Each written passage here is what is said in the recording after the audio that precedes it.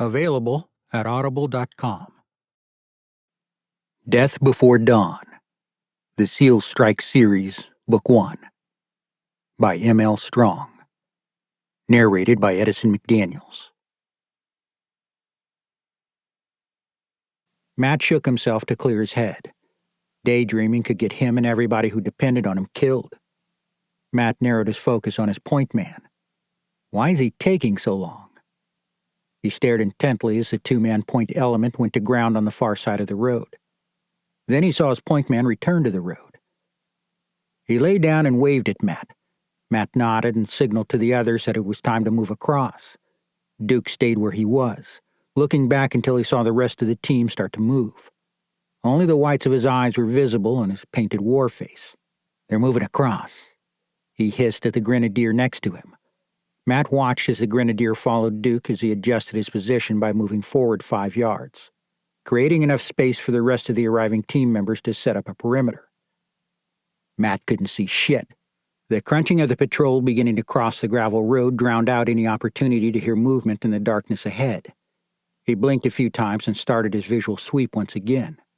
Then he froze.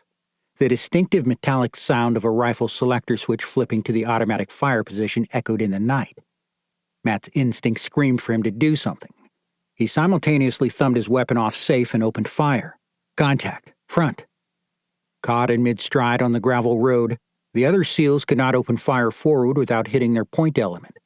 2 team members, exposed on the road, thundered across and threw themselves onto the ground next to Duke and the grenadier. They immediately opened fire and began sweeping their weapons to the far left and right to cover all possible enemy positions. Matt and the rear security were still lying on the beach side of the coastal road between 2 machine gunners covering the road in both directions when Duke shouted. He couldn't see past the pile of SEALs firing on the other side of the road. It was too dark. Nor could he and the men with him return fire without shooting into their fellow SEALs. Matt stared in disbelief at the dark huddle centered on Duke. Damn it! His guys were all clumped together. One round could hit multiple SEALs without trying.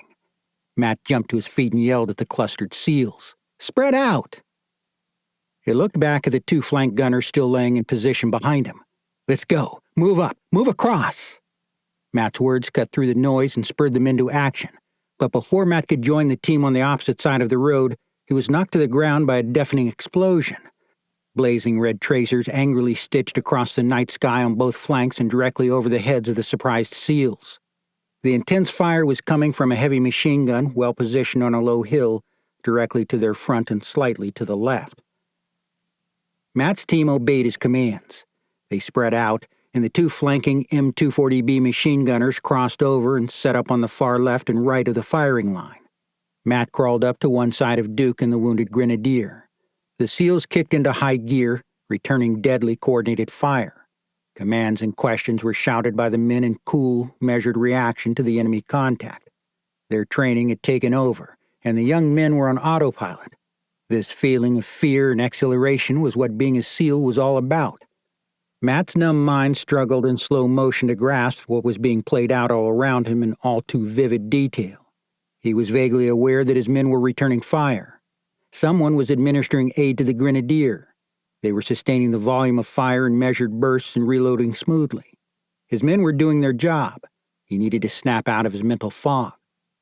Matt was aware that a real disaster was in the making if he didn't figure out how to get out of the mess he was in, and fast.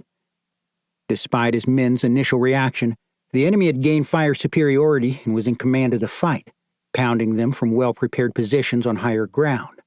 Matt was beginning to focus. He ran through his list of choices as he crawled up behind Duke. It was time to get a grip on the situation. Scanning the surrounding terrain, Matt spotted a dark gash in the ground 30 yards off to their right, a ravine deep enough to provide cover. He needed to get the guys out of the kill zone. If they could make it to the ravine, they stood a fighting chance of surviving. On the berm line, Matt ducked to avoid a direct burst of tracers flying right over his head. He'd spotted a way out of the kill zone. He gave the order for the second squad to get up and execute a leapfrog movement to the ravine. However, his command was drowned out as 2 dark green military trucks roared out of the darkness on the team's exposed left flank. Automatic weapons fire erupted from the vehicle as it careened down the gravel road toward the SEALs. Matt choked off his order and opened fire at the trucks. His men on the left flank automatically shifted their bodies around to engage the newcomers. The patrol now formed an L-shaped firing line. The SEALs were running out of time and ammunition.